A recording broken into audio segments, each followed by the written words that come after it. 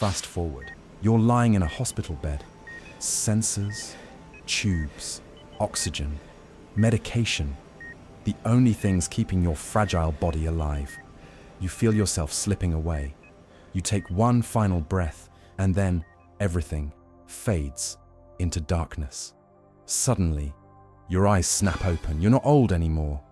You're in your prime, strong, healthy, confused, and hovering right in front of you is an impossible notification, glowing faintly. Tutorial complete. This isn't reincarnation. This isn't heaven. This is the simulation hypothesis, just one of the 10 thought-provoking philosophical theories we're diving into today. From extreme, mind-breaking scenarios like this, to ideas we encounter every day, but rarely notice, each of these 10 theories will challenge what you think you know, what you believe is true, and leave you wondering, how much do we really understand about the lives we live, or at least think we live?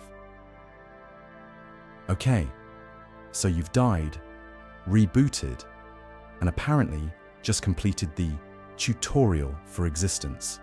But before you panic, let's step back for a second, because even though we have seen fictional portrayals of this sort of concept, this idea, as a legitimate philosophical and probabilistic argument, didn't come from a Hollywood movie.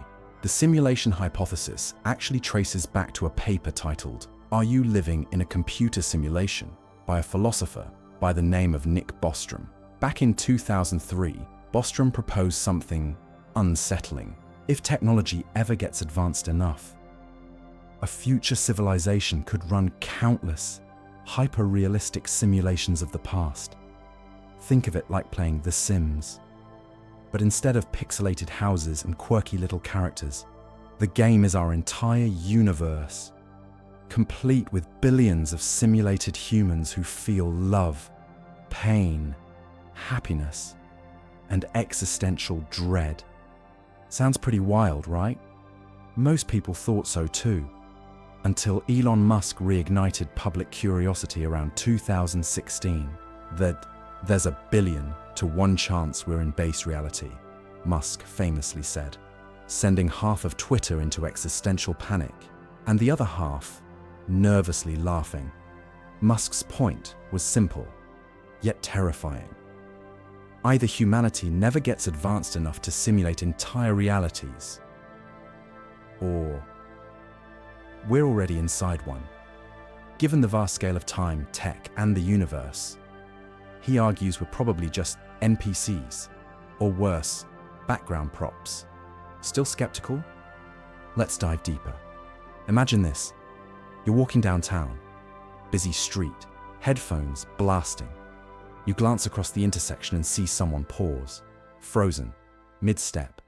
Just for a split second, you blink. It's normal again. A glitch, or just your mind, playing tricks, or maybe it's 3 a.m. You wake up thirsty. You walk to the kitchen, but forget why you're there. Your mind goes blank. A simple case of late-night brain fog, right? Or did your code briefly lose its objective? Here's an even weirder thought. Why have we never met intelligent extraterrestrials?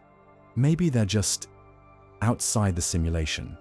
We're stuck in the game, and they're watching, but never interacting. If all this feels familiar, you've seen it before.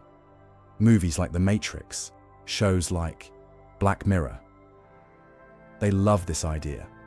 But Bostrom's theory and Musk's statements brought this existential rabbit hole mainstream. They turned something fictional and fun into something we can't just laugh off anymore. Because if this is a simulation, what does that mean for you? Your identity, your dreams? Does it matter if your experiences are simulated, as long as they feel real? After all, is a simulated heartbreak less painful? Is simulated joy less valuable? Or perhaps you're the only conscious player, surrounded by convincing yet soulless bots, friends, family, co-workers, carefully coded to seem real, programmed to convince you this is reality. How would you ever know? Maybe right now, someone or something is controlling your character, adjusting your personality sliders, changing your career path, or just clicking random for fun. Let's just hope they don't rage quit. At its heart, the simulation hypothesis isn't just about technology. It's not just about science. It's about questioning the very nature of reality. It's unsettling because we can't prove it false, and it's exciting because we can't be sure it's true. But one thing we do know: once you've heard it, you can't unhear it. And as shocking as simulation theory is, it's just the first stop on this roller coaster of philosophical mind trips. If you're not questioning your entire existence yet, you will be soon. Up next, theory number 2, the problem of induction. How everything you've learned about the world could suddenly, catastrophically fail you. Tomorrow, stay tuned, this one's gonna hurt. You're sure about tomorrow, right? You set your alarm, you plan your day, you know exactly what time the sun will rise, because it always has. But what if tomorrow, everything you know turns out to be wrong? What if the sun never comes up again? That unsettling thought is at the heart of our second philosophical theory, the problem of induction. This idea was first raised by Scottish philosopher David Hume back in the 1700s. He proposed something that seems absurdly simple, yet devastatingly powerful. Just because something happened 1,000 times before doesn't mean it will happen again tomorrow. To illustrate, picture this. You're a turkey, living on a peaceful farm. Every morning, without fail, the friendly farmer brings you food. Each day, you become more convinced the farmer loves you. Life is predictable, safe, consistent. You have no reason to believe things will ever change. Until one chilly November morning, the farmer approaches you, empty-handed, and suddenly you realize today isn't feeding day, it's Thanksgiving, that dark, gut-punch moment. That's the problem of induction, your entire life. You built expectations based purely on patterns, but one unexpected event shatters everything. You're probably thinking, that's a turkey, I'm smarter than poultry. But are you? Every single day, you rely on induction without realizing it. You trust the brakes in your car will stop you, because they always have. You trust gravity will keep you grounded. You trust medicine, weather forecasts, airplanes, even your relationships. Because patterns convince you they're reliable. But here's the uncomfortable truth. The universe owes you nothing. Philosopher Bertrand Russell once said, "The chicken that wakes up expecting food every morning has no better evidence of its safety than you do of the sun rising tomorrow." We live believing tomorrow will mirror yesterday. But that belief, it's just an assumption. So, what if tomorrow really is different? Imagine waking up, checking your phone. The time hasn't changed overnight. It's still exactly midnight. The sky outside stays pitch black, and suddenly, news reports flood in. Panic, confusion, chaos. Everything we thought we understood is gone. In that moment, you'd realize our sense of control was never real. Induction isn't certainty, it's faith. And yet, what choice do we have? You can't function without patterns. You can't survive without assumptions.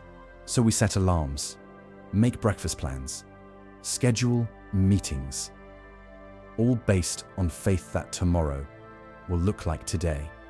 And here's the real kicker. Even scientists are trapped by induction. Einstein's gravity, quantum mechanics. These are still just models, based on repeated tests. Even the most brilliant science can't guarantee that reality won't suddenly rewrite itself overnight. The truth is, certainty is a comforting illusion. The universe isn't obligated to follow our rules. And it might stop playing along at any moment. Hume's theory doesn't just challenge science, it challenges your entire sense of safety. It whispers a terrifying truth into your ear. You can't be certain of anything. And yet, that's what makes life precious. Because if tomorrow isn't guaranteed, then the present moment becomes everything.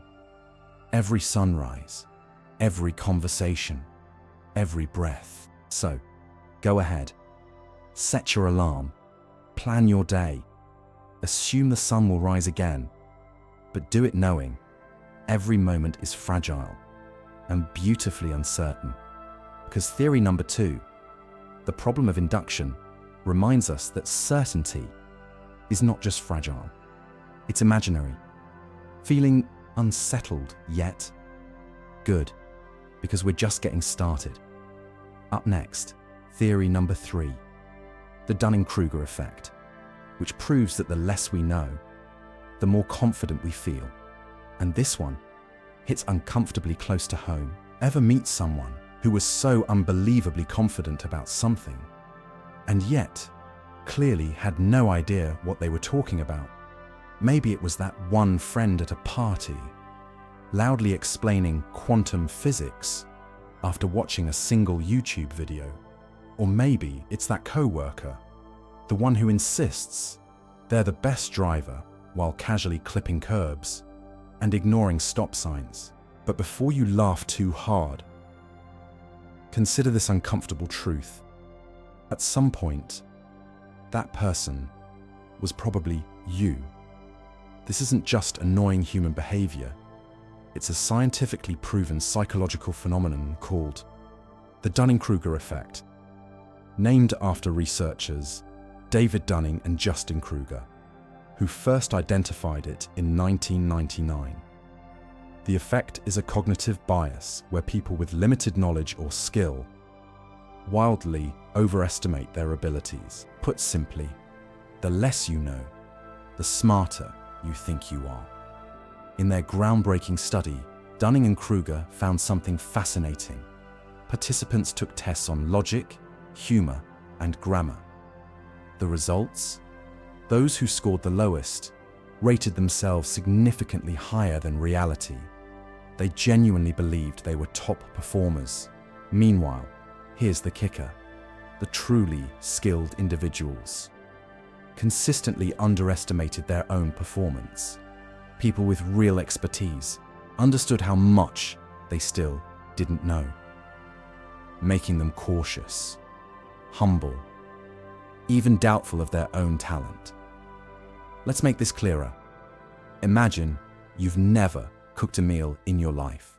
You watch a couple of TikTok recipes and suddenly feel unstoppable. You confidently declare yourself the next Gordon Ramsay. You invite your friends over for a full 3-course dinner. And then reality sets in. The smoke detector is screaming. The pasta somehow caught fire, and your dessert looks like a sad science experiment. Yet just yesterday, you were convinced you had it handled. That is the Dunning-Kruger effect in action. Your ignorance gave you an illusion of competence. But it's not just embarrassing dinner parties. Consider something far more dangerous. Driving. Statistically, over 80% of drivers rate themselves as above average, which is mathematically impossible. That means right now, millions of overly confident drivers are merging onto highways, switching lanes without looking, tailgating at 80 miles per hour, absolutely certain they're better than you. Terrifying, isn't it? But here's the real twist. Recognizing incompetence requires the very skill you lack. You need experience to understand how inexperienced you truly are. Let that sink in for a second. If you're terrible at something, you're actually too terrible to realize it. Now, you might think, hey, I'm smarter than that. I can spot incompetence easily. But that confidence itself could be a symptom of the Dunning-Kruger effect. Have you ever debated someone online who clearly had no idea what they were talking about, but argued passionately, certain they were right? You point out facts, cite evidence, and yet nothing shakes their conviction. Why? Because incompetence breeds overconfidence. Their lack of understanding protects them from even realizing how wrong they are. And if we're being honest, maybe that stubborn person online was you at some point, defending a stance you didn't fully understand, refusing to admit you were wrong simply because you didn't realize how little you actually knew. So, what causes this bizarre mental blind spot? Psychologists believe it's tied to how we learn. When you first start learning something new, your progress is fast. You pick up the basics quickly, and your confidence skyrockets. Suddenly you feel like an expert until you hit the wall. Things start getting complicated. Your progress slows. Your confidence crashes, and then you finally begin to understand just how little you actually know. Only then does true learning begin. That's why real experts, the masters of their fields, are often the most humble, the most cautious, the most uncertain. They've climbed that painful mountain of ignorance, reached the peak, and looked out to see endless mountains beyond it. They know that real mastery comes from recognizing how much there still is to learn. But here's the encouraging side of the Dunning-Kruger effect. Awareness can help you overcome it. The moment you start asking, do I really know what I'm talking about, is the moment you begin breaking free from this psychological trap.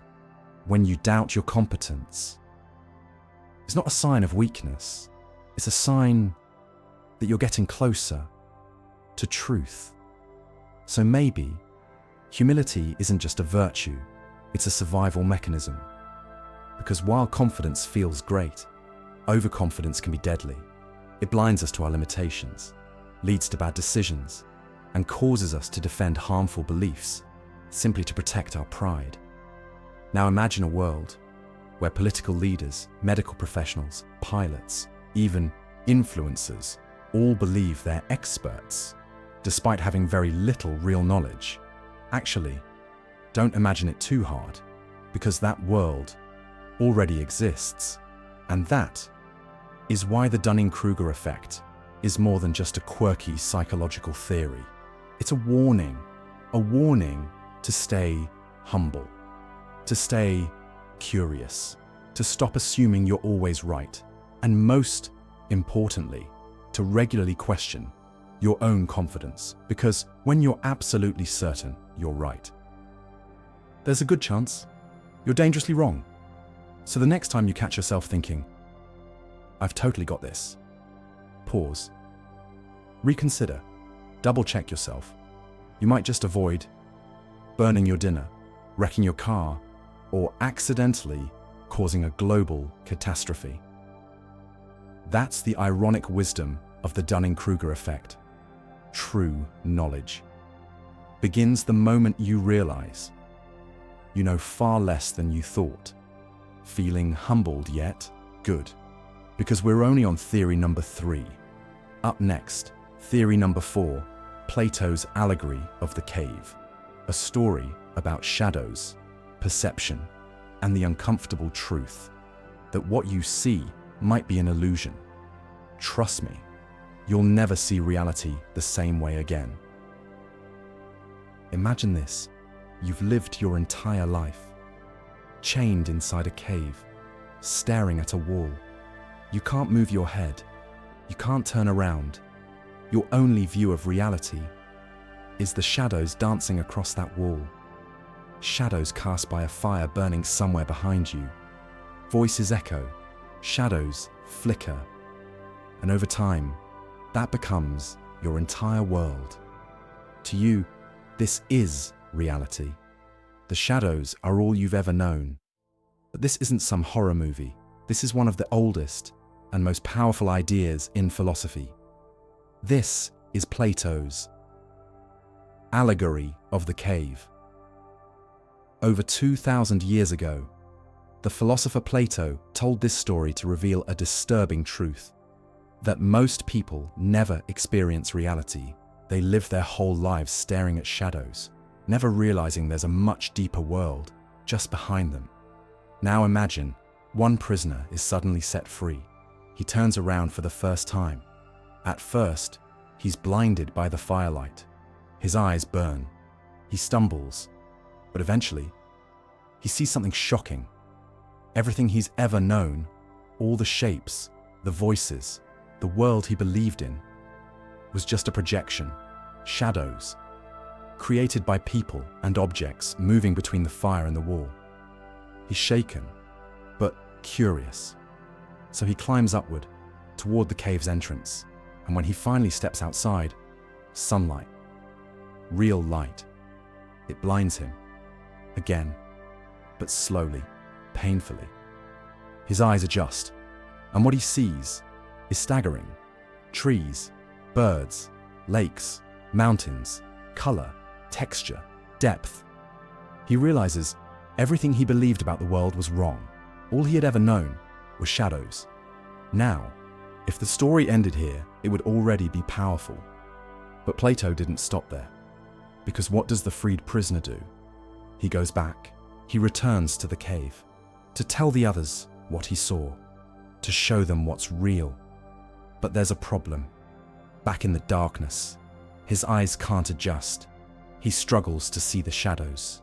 He fumbles over his words. And the other prisoners? They laugh at him. They say he's gone blind, that he's lost his mind. They mock him because he no longer understands the only truth they know, the shadows. And eventually, they turn hostile. They reject his truth because it threatens everything they believe. Plato's allegory isn't just about light and darkness. It's about you, right now. How often do you accept what you're told, without question? How often do you trust second-hand shadows, news articles, social media, gossip, opinions from people who've never left the cave themselves? How often do you stay in your comfort zone, simply because the outside world feels unfamiliar or too painful to face? Maybe your cave is a political belief you've never questioned, a religious view you've never examined, or just a version of yourself you've never dared to challenge. We're all chained to something: fear, pride, routine, or just comfort. And stepping into the light hurts. It means admitting you were wrong. It means letting go of your illusions. But Plato tells us it's worth it. Because once you see the truth, once you've felt the warmth of the sun, you can't go back. And then comes the hardest part: trying to free someone else. Because most people, they don't want to be freed. They don't want truth. They want comfort. They want shadows. Think about it. Throughout history, people who revealed hard truths were always met with resistance. Galileo, Darwin, modern whistleblowers. They weren't just ignored, they were attacked. Because truth is dangerous. It challenges power. It threatens control. So ask yourself, do you have the courage to turn around, to break your chains, to face the light, even if it blinds you? Or will you stay where it's comfortable, bound by illusions, satisfied with shadows? Plato's cave isn't about ancient Greece. It's about you, right now, this moment. So the next time you feel sure of something, politics, religion, even your own identity, ask yourself, am I looking at truth or just shadows. Because the worst kind of prison is the one you don't even realize you're in. But recognizing your chains, that's the first step toward freedom. Still with us? Good. Because if Plato made you question reality, theory number 5, Panpsychism, will make you question something even deeper, consciousness itself. Up next, what if everything around you, rocks, trees, even your smartphone, actually has feelings? Stick around. This one's going to blow your mind wide open. Number 7, the Ludic Fallacy. Have you ever looked at your coffee mug and wondered if it might secretly have feelings? Or maybe you've caught yourself apologizing to a chair you accidentally bumped into. Sounds ridiculous, but what if it's not? What if everything around you, every object, every plant, every particle in the universe, actually has some form of consciousness? That's exactly what the philosophical theory of panpsychism suggests. Panpsychism is a radical, mind-bending idea. It says consciousness isn't just for humans, or even animals. It might exist everywhere, in rocks, atoms, electrons, even in the very fabric of reality itself. Now, hold on. Before you roll your eyes and write this off as some kind of hippie fantasy, consider this. Panpsychism isn't new. Its roots go back to Plato and even further, into ancient indigenous traditions around the world, where nature wasn't scenery, it was alive and aware. But here's the twist. Today, panpsychism is being taken seriously again, not just by philosophers, but by scientists, respected ones. Why? Because it tries to solve one of the biggest mysteries in existence, the so-called hard problem of consciousness. Think about it. You're conscious right now. You have thoughts, emotions, memories. You know that you are you. But how does that happen? How does awareness arise from physical matter? How do neurons, just electricity and chemicals, produce the rich, colorful experience of being alive? Science can scan your brain, measure brainwaves, track which part lights up when you feel love or fear, but it still can't explain why you experience anything at all. And that's where panpsychism steps in. It asks a simple, but wild, question. What if consciousness isn't some magical bonus humans get when their brains are big enough? What if consciousness is a fundamental part of the universe, just like gravity or electromagnetism? In other words, consciousness might be everywhere, in everything, all the time. You, your dog, your smartphone, even the tree outside your window. All might have some tiny level of awareness.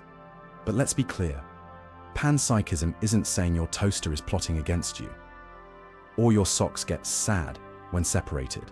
It doesn't mean objects think like humans. It means consciousness exists on a spectrum. Humans might have a rich, complex experience. Animals, a bit less. Plants, even simpler. And rocks, maybe just the faintest glimmer of awareness. Picture this. You're walking through a forest, and the trees, they're not just wooden towers. Each leaf, each root, might have a subtle awareness of sunlight, wind, and water.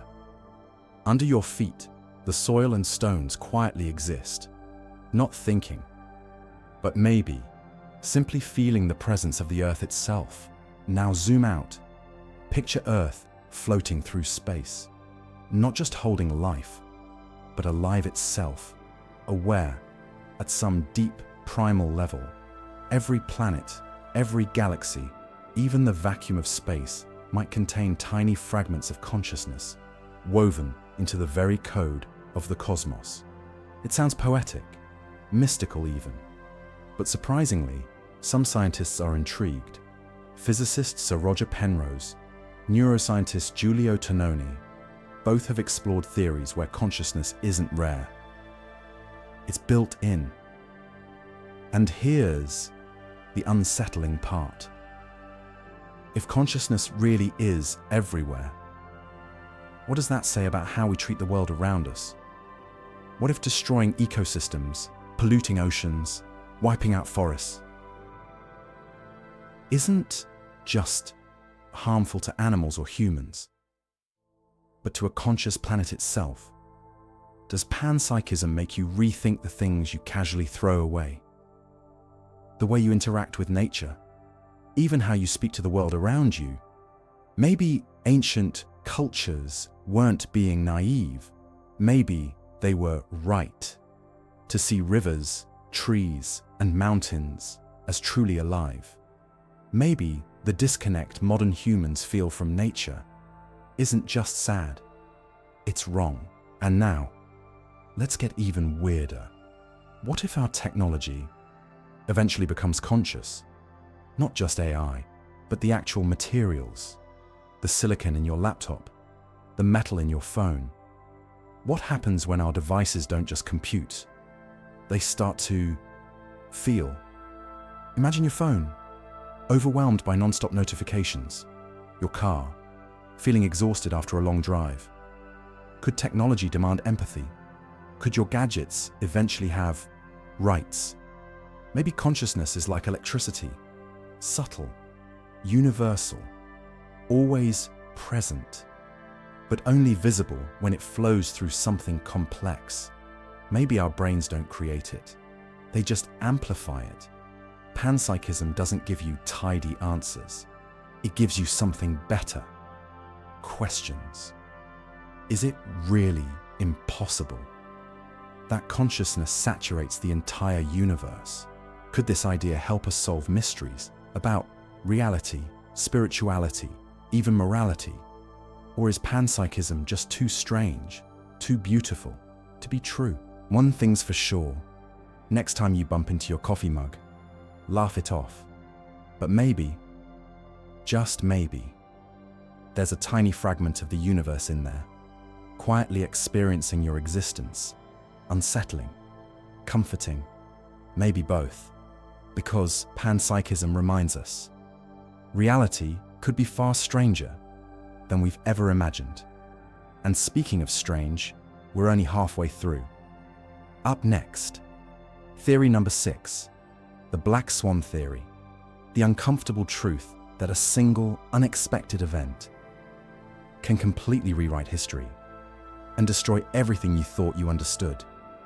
Hold tight, because this next one will show you just how little control you really have. Number 6, the Black Swan theory. Your life is predictable, right? You wake up, go to work or school, spend time with friends and family, maybe relax with your favorite show, and repeat. Sure, unexpected things happen.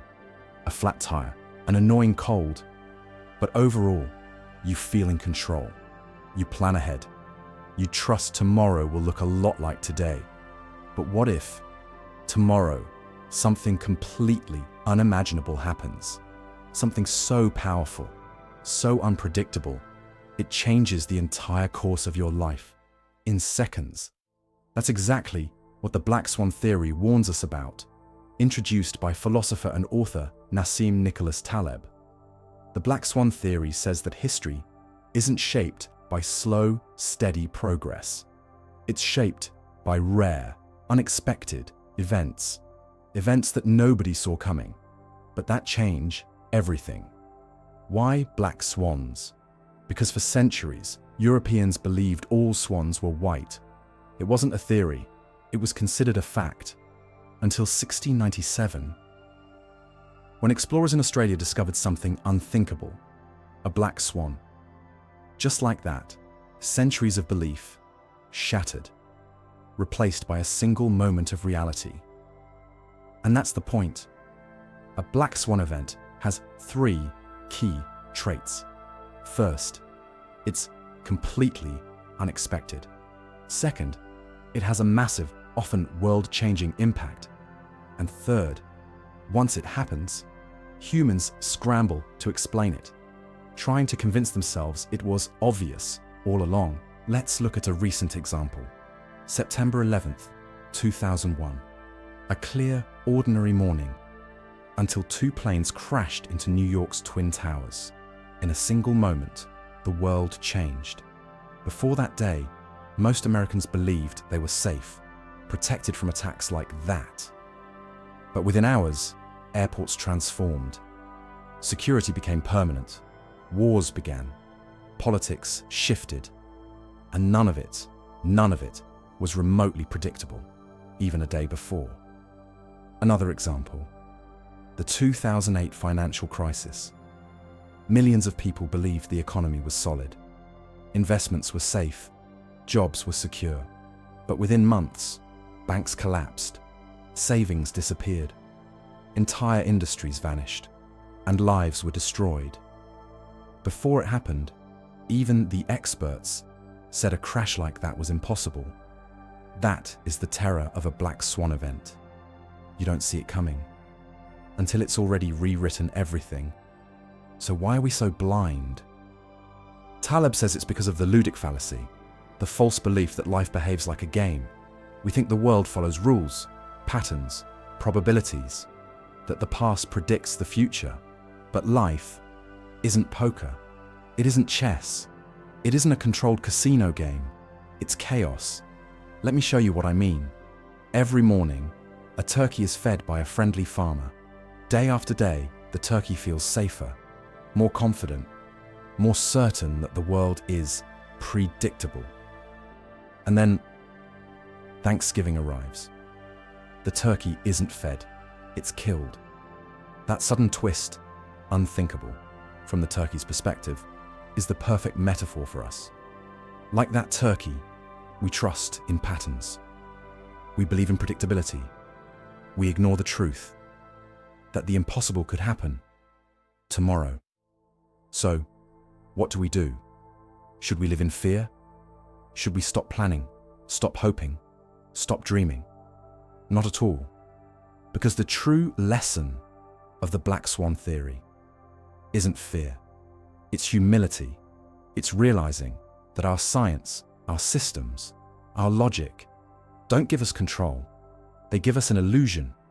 So instead of chasing certainty, we prepare for uncertainty. That means building resilience. It means knowing that anything can change and being ready to adapt when it does. Think about your own life, your closest friendships. Were they carefully planned, or the result of random conversations, chance meetings, moments that felt unimportant at the time? Your job, your passions. Did you follow a script, or did something unexpected throw you onto a path you never saw coming?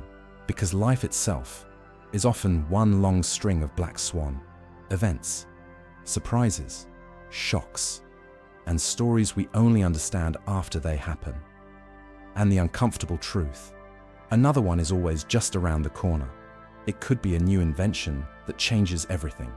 A sudden global disaster, a war, a market crash, or something deeply personal. A random encounter that changes your destiny forever. We don't know what it'll be or when it'll strike, but history proves this. The impossible becomes possible all the time. So the question is not, how do we avoid black swans? It's, how do we respond when chaos hits? Will you fall apart, or will you adapt? Will you fight reality or embrace change? Because nothing great in history came from certainty. Innovation, progress, discovery, all emerged from uncertainty. The black swan theory doesn't want you to panic. It wants you to wake up, to live boldly, but with humility, to build flexibility, not fragile plans, to expect surprises, and learn to pivot fast. Because life isn't predictable. Life is a series of events, some beautiful, some terrifying, all powerful beyond imagination.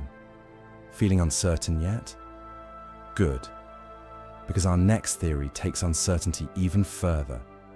Up next, theory number 7, the Ludic Fallacy. why we think life follows neat rules, and how that illusion makes us vulnerable to collapse. Get ready, because this next one might just shatter your faith in logic itself. Number 7, the Ludic Fallacy. Humans love games. Think about it. Cards, dice, sports, chess, board games, video games. Every culture, every country, every era has invented games to entertain, challenge, and connect us. And why not? Games are structured, predictable, comforting. They have rules, they have logic, and most importantly, they have clear winners and losers. But what if this human obsession with games actually sets us up for disaster in real life? This dangerous mistake has a name. It's called the Ludic Fallacy, a powerful theory from philosopher and statistician Nassim Nicholas Taleb, the same mind behind the Black Swan theory. At its core, the Ludic Fallacy is the belief that life behaves like a game, something predictable, something you can model, manage, and win if you just learn the rules. But here's the truth. Real life is not chess. It's not poker. It's not a controlled dice roll. Real life is chaos. To understand this, let's start with a story. You're in a casino, dice in your hand, feeling lucky. You've calculated the odds. You've watched the patterns. You've got your system. You roll and win. You roll again and win. Now you're feeling unstoppable. Your confidence explodes. You believe you're in control. You believe you've figured it out. But here's the thing. The dice don't care. Every roll is random, unrelated to the one before. Your winning streak, it's not a strategy. It's just luck. That's the Ludic Fallacy in action. You're treating life like a predictable game, thinking you've cracked the code, when really you've just gotten lucky. Now, let's zoom out beyond the casino. We all know someone like this. Maybe it's the investor who swears their stock market system can't fail. Maybe it's the CEO with a 5-year forecast built on spreadsheets and optimism. Or maybe it's you, telling yourself you can control your career, your relationships, your health, your future, if you just make all the right moves. But here's the brutal truth.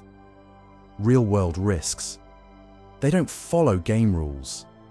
There are no neat odds, no fixed probabilities, no guarantee that today's logic applies tomorrow.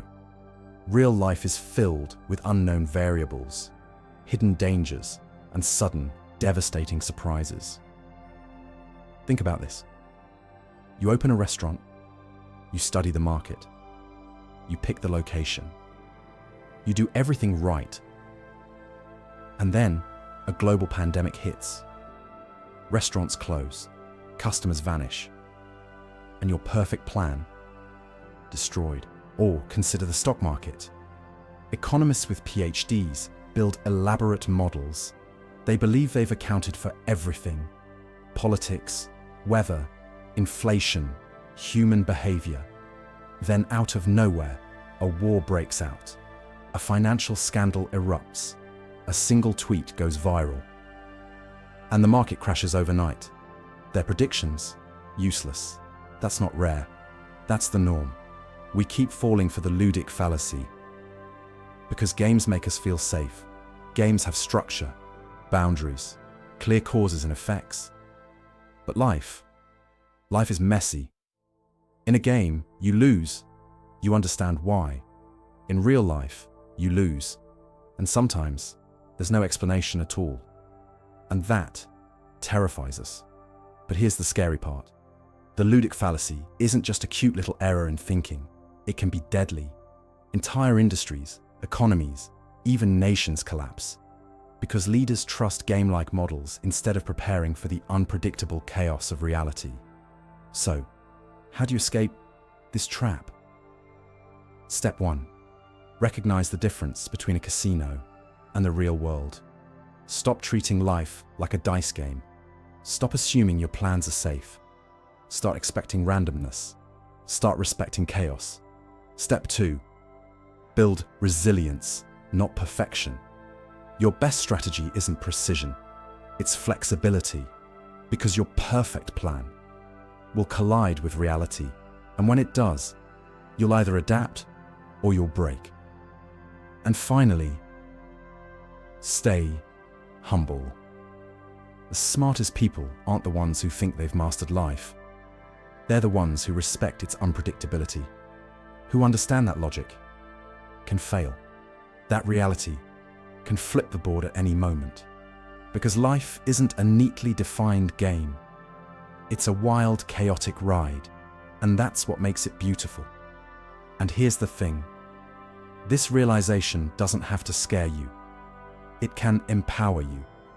Uncertainty isn't the enemy. It's the fuel of creativity, adventure, discovery. Think about it. If life truly followed rules, would love even matter? Would art exist? Would exploration feel exciting? We don't fall in love because the odds say it's smart. We don't chase dreams because they're guaranteed to succeed. We do it because we don't know, because we're driven by hope, wonder, and the thrill of the unknown. Life isn't a dice game. It's a journey with no map. And that's what makes it worth taking. So forget the casino mindset. Abandon your need for neat answers. Stop playing safe. Start embracing uncertainty. Feeling less certain yet? Great, because we're not done. Up next is theory number 8. Inner subjectivity. The unsettling realization that objective reality might not even exist. And your personal experience might be the only truth you'll ever truly know. Trust me, reality is about to get even weirder. Number 8. Inner subjectivity. Have you ever looked at something with a friend and realized you're seeing completely different things? Maybe it's a painting. You see chaos, they see beauty. Or a song. You hear joy, they hear sadness. But what if this isn't just about taste? What if reality itself is different for each of us, and there's no such thing as objective truth? That's the mind-bending idea at the core of theory number 8, inner subjectivity, also called subjective reality. This theory suggests something deeply unsettling. Your entire experience of the world, colors, emotions, thoughts, even your sense of self, is something you create, uniquely, internally, privately, something no one else can ever truly access or verify. In simple terms, there's no single true reality. Instead, there are billions of realities, each shaped by individual perception, memory, belief, and experience. Think of it like this. You're watching a beautiful sunset. You see one shade of orange. You feel peace. Maybe it reminds you of your childhood. But the person standing next to you, they see a totally different color. They feel something else. Maybe sadness, maybe fear. Even if you both say, "Wow, that's beautiful," you're experiencing two completely different sunsets. So, who's right? Which sunset is the real one? According to inner subjectivity, both, and also neither. Let's take it even further. You're talking with your best friend, laughing, joking, connecting. You feel understood. You feel like you know them. But do you? Do you really know how they feel, what they're thinking, what it's like to be them?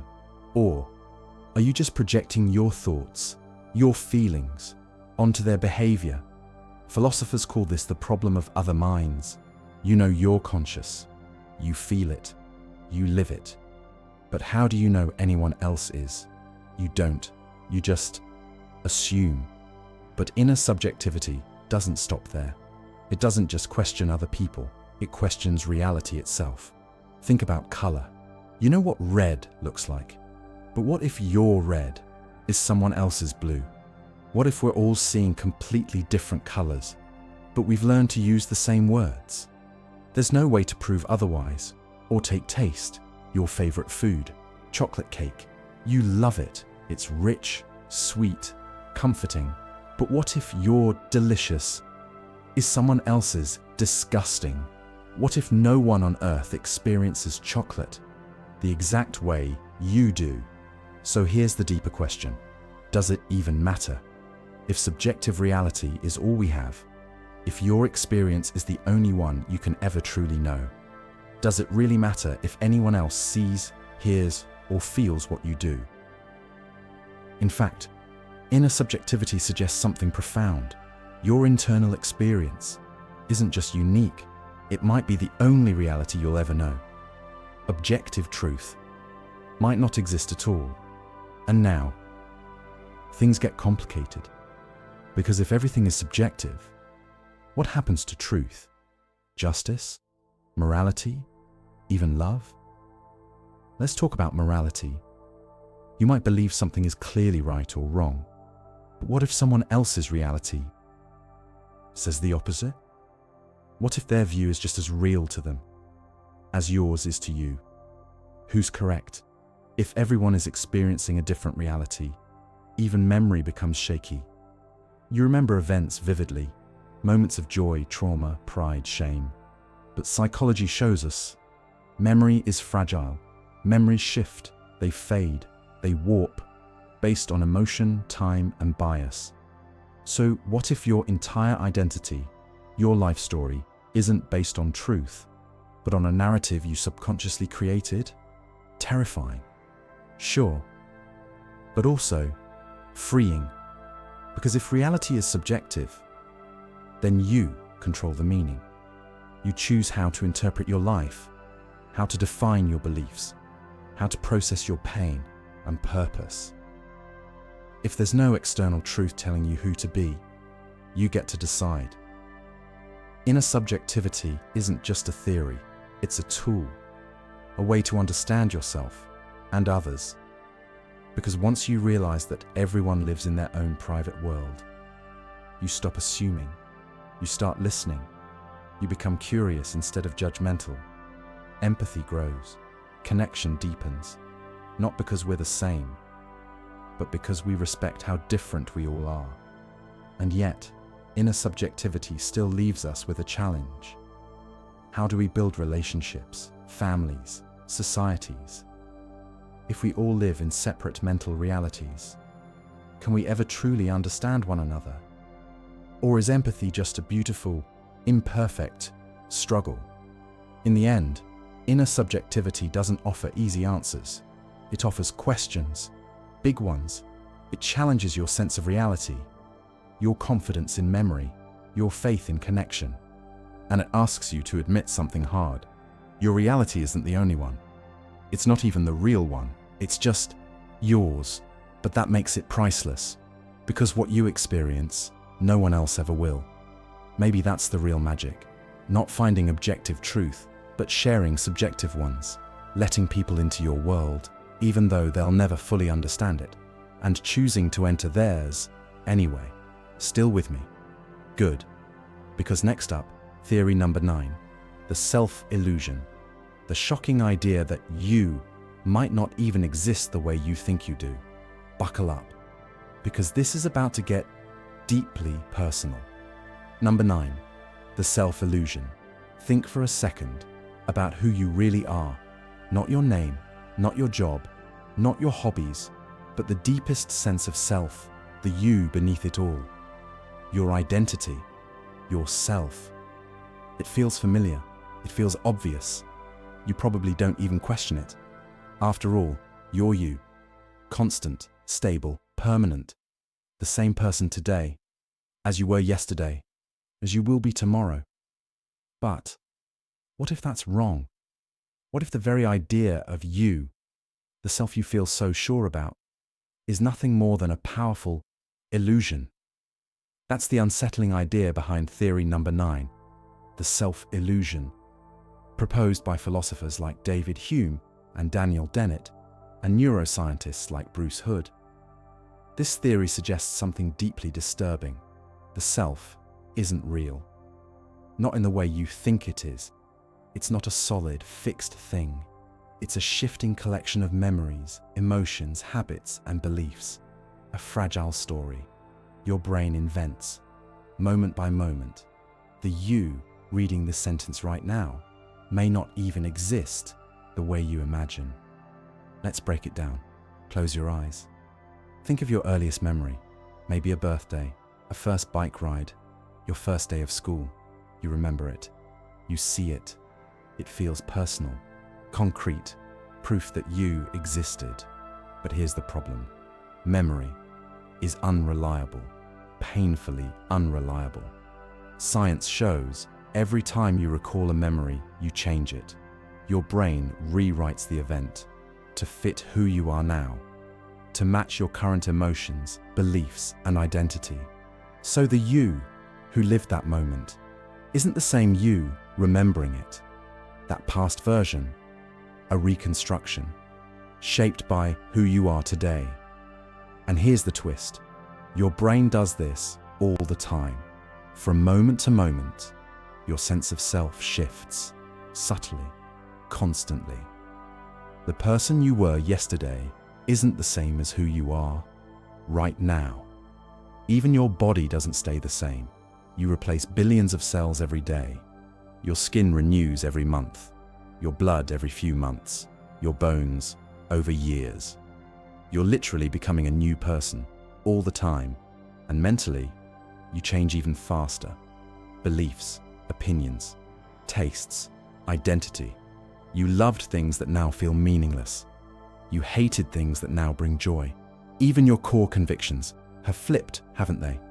So the question is, if your mind and body are constantly changing, what's left? What part of you is actually consistent? According to neuroscience, nothing. There is no fixed, permanent you. Your brain simply stitches together a narrative from scattered thoughts, memories, and sensations. It creates the illusion of a stable, coherent self, so that life feels normal. But why? Because without that illusion, existence would feel like chaos. Imagine waking up with no idea who you are, no story, no identity. You'd feel lost, disconnected, maybe even terrified. So, as a survival tool, your brain invents you. It links memories, builds a storyline, says, "This is who I am," even though that person keeps changing.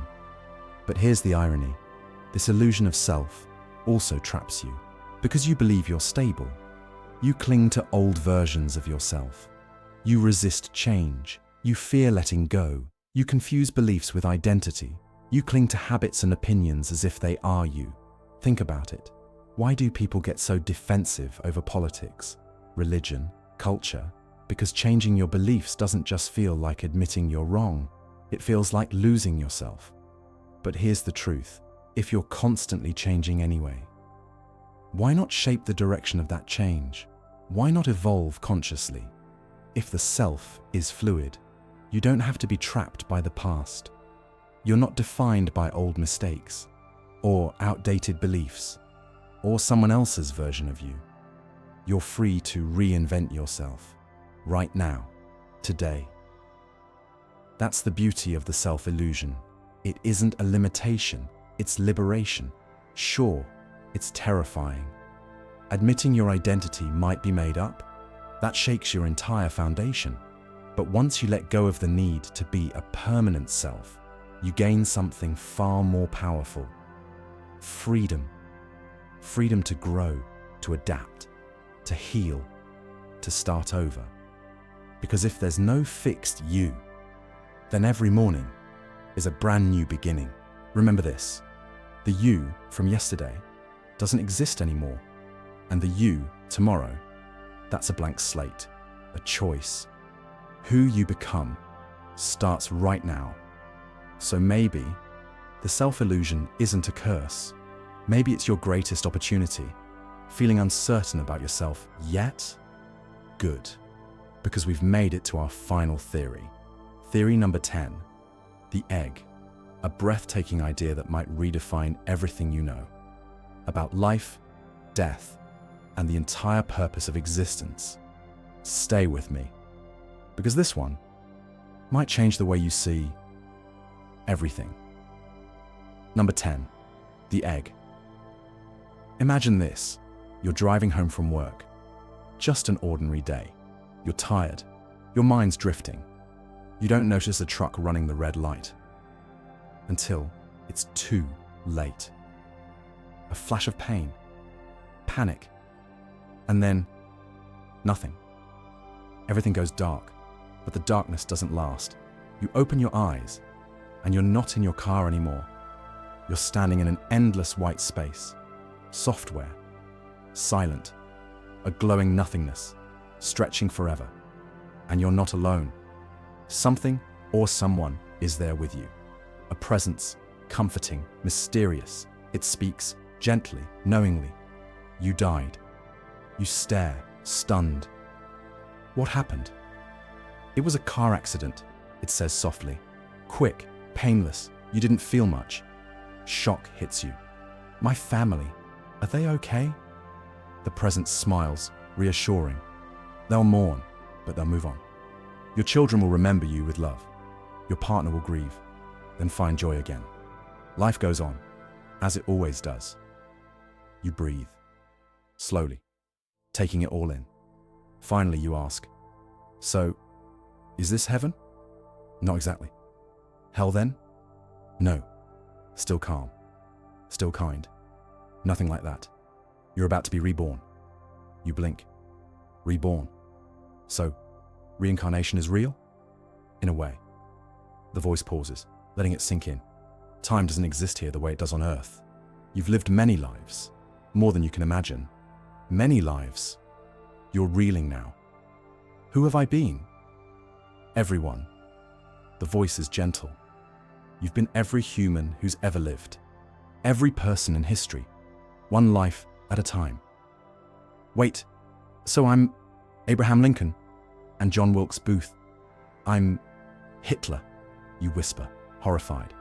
And all the millions he killed. Every hero, every villain, every mother, every child, every warlord, every healer. Why? Your voice cracks. Why would I have to live all those lives? The presence smiles. Because you're still growing. You're becoming something greater, something vast. You're not ready yet. You ask quietly, ready for what? The voice answers, softly but powerful. Ready to be born as something bigger, something more than human. Your mind races. You mean you're God? The presence nods. Yes. Well, not yet. But someday, when you've lived every life, learned every lesson, felt every feeling, you'll become what I am. You stand there, silent, trying to understand. Why all this? Why Earth? Why life at all? Because you're my child, and Earth is your egg. Egg. Yes, your consciousness is incubating, evolving. Every life is a step toward hatching into something extraordinary. You blink. So, the whole universe, it's just me. Exactly. Everyone you've ever loved, hated, helped, or hurt, they're all you. When you harmed others, you harmed yourself. When you were kind, you loved yourself. When you forgave, you healed yourself. It's all starting to click. The loneliness, the joy, the rage, the compassion, every single moment. A reflection, a mirror, a lesson. The presence watches your realization with a smile. Now, it says, it's time for your next life. This time, you'll be a woman, living in rural China, in the year 540 AD. You hesitate. If I won't remember any of this, how will I learn? You will remember, not with your mind, but with your soul. The wisdom stays inside you, buried deep, waiting to wake up. How long will this go on? The voice answers, until you've lived every life, felt every joy, survived every heartbreak, until there's nothing left to learn, and you're finally ready to be born. You nod, a quiet understanding forming in your heart. I'm ready. Good. The voice smiles. Go now, learn, grow, and remember, be kind. After all, you're only ever interacting with yourself. And just like that, you fade, reborn, renewed. Another life begins. This is the story of the egg, written by Andy Weir, a short tale with an infinite message. Maybe we're all connected, more intimately than we ever imagined. Maybe kindness, empathy, forgiveness aren't just ideals, they're laws of existence. Maybe your life isn't just yours, maybe it's ours. Maybe we're all the same consciousness, learning, loving, breaking, healing. Maybe every person you've ever met is just you, at a different stage, from a different angle. Maybe that's why we suffer and why we grow.